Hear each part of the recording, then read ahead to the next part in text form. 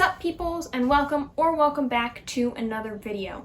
Today we're going to be talking all about that dreaded feeling, writer's block. We've all been there, it sucks.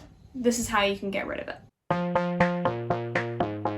In my mind, there are 3 kinds of writer's block that I've encountered so far. I'm sure that as I continue writing, I'll meet many more terrifying demons. But for now, I'd say there's burnout, self-doubt, and lack of inspiration. If you're dealing with a lack of inspiration, then you just have to find things that inspire you.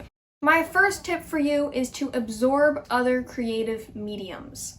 This could be books, it could be TV shows, it could be movies. Whatever you like to read or watch, absorbing other creative mediums can be super helpful. So especially absorbing other stories, I found that a lot of times when I want to write is like right after I've watched a movie or something. I'll watch a movie, be like, this is so cool, and then I'll go and write something. I know that changing locations can help. Say you're sitting there at your computer every day trying to write and not making any progress. You're just sort of stagnating in this one location. If you say get up and go somewhere new and exciting to write, that might help, like going to a coffee shop. I know that for me, I usually like a pretty quiet space to write, so having my little secluded nook in my bedroom or in the living room when no one's around is ideal for me. But once in a while, I'll stumble upon a place that just inspires me. Like my mom found this old silo, and it's just so beautiful there, and it's sort of like crumbling and ruined, and it just made me think of a story. And just that little bit of like vibiness was able to inspire me to get back to writing. Another method is music. This is still a creative medium after all, so a lot of times I will have a playlist or a song for my characters. I'm very much a visual person, despite the fact that I'm a writer. That's sort of why I lean towards comics versus novels most of the time. And I will sometimes listen to a song, and while I'm listening to it, I will picture almost like a theme song for a trailer of my story. And I always get these little scenes and little snippets of dramatic dialogue, and it's just really gets me like inspired, and I'm like, now I gotta go write that story. So absorbing creative mediums and finding things that inspire you is a great way to deal with writer's block. Tip number 2 is more for if you're stuck on a specific thing. This is still in the inspiration category, but if you're stuck on, say, a specific scene in, let's say you have Project A and Project B. In Project A, your 2 characters are supposed to have a conversation, but you're just struggling with the dialogue. It's not sounding right. You can't make it work. So you put that aside temporarily and take out Project B, and you're working on that because you don't have those characters. You don't have that scene in that story. So you're not dealing with that writer's block. That's why having multiple projects going at once can help you bounce between them and avoid whatever writer's block you're dealing with in each project. So say with Project B, you're working on this thing, it's going great, no writer's block because that scene's not in it. But then eventually you hit this action scene and you're like, I don't know how to write this, I'm drawing a blank. So you put that aside, you bring back Project A, and it's been long enough now that that scene that you were stuck on has sort of worked itself out in the back of your mind subconsciously, and you're like, oh, I know how to write it now. And that can just help you sort of keep moving forward. And if you don't have multiple projects, like 2 whole books that you're working on at once, then maybe you have other things that need to happen for the current project that you're working on.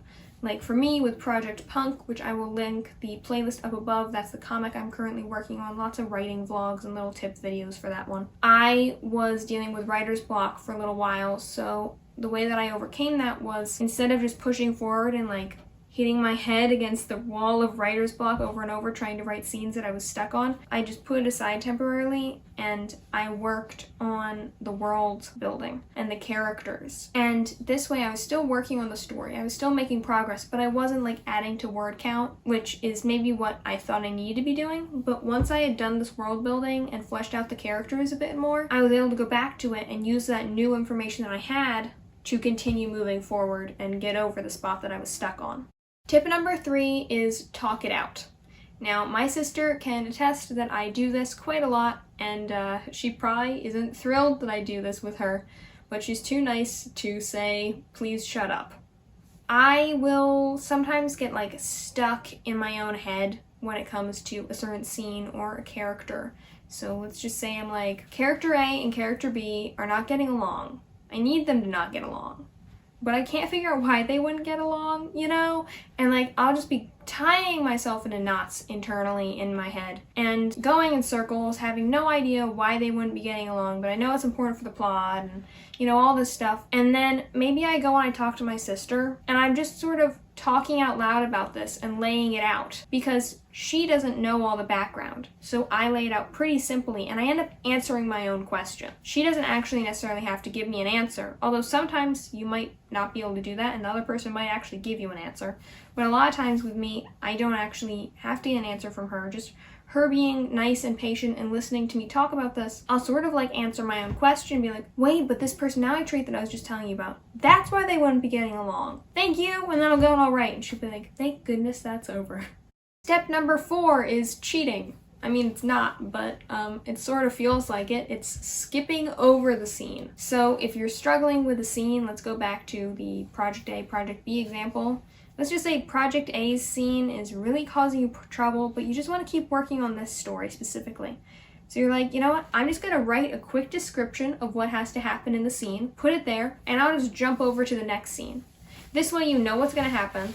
So I would definitely put something there, even if it's just like a little placeholder thing like these two characters argue. Put what needs to go there later so you don't forget, and then just move on to the next scene.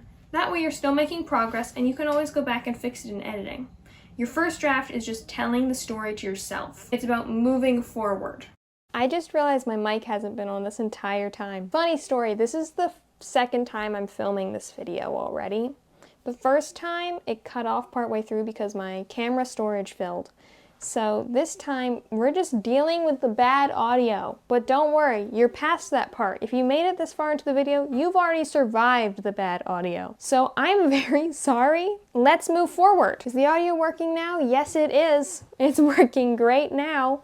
For the last tip, tip number 5, take a break. Especially when you're dealing with burnout-related writer's block. Just pushing forward, it'll just continue to burn you out. You're a candle. When you get super low, you gotta just put out the fire. Otherwise, you'll just melt away into nothingness. Take a break, work on something else, or work on nothing at all. With my series, Project Punk, I took a break for like a whole month or more. Like, I think it was like 3 months. And I just like put it aside and I didn't think about it. And then when I felt inspired to write again, I came back to it and I wrote like 3 issues in a month because I was excited to be writing again. I was inspired again. I didn't force myself to keep doing something that just wasn't working. Just take a break, sit back, put your feet up, eat a snack, watch a movie, have fun with it, and in the back of your mind, you're still thinking about it. On some level, even while I wasn't actively working on Project Punk during those couple months, or thinking about it even, the story was still going over and I was like mulling it over in my mind and making progress on it internally and subconsciously.